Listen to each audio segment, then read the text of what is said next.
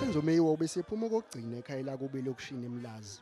Kube isikhathi esinomunyu lapha kubathanda abaningi bebhola lezinyawo. We'll miss you, Senzo, Robert Meyiwa. We'll always remember you. Wherever Pirates play, we will remember you. You have done us proud. Izinkumbi zezakhamuzi zaseMlazi bezigcwele imigwaqo zizovalelisa kuMeyiwa. Kukhala amavuvuzela kwaduma yonke inkundla iMoses Mabhida ngesikhathi sengena ibhokisi likaSenzo. Ongqongqoshe beminyaka yahlukene, amalungu ePSL kanye nabanye abasesikhundleni eziphezulu nabo baphume ngobuningi babo ukuzohlonipha lengwazi kwezebhola lenyawo. Senzo will always live among us. Senzo will never die.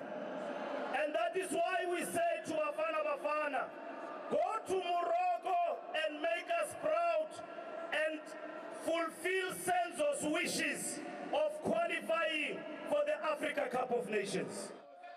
Bakhona nalabo abasebenzelele ithuba ukwedlulisa umyalezo wabo ocacile. I've always been and I am an advocate of a gun-free society.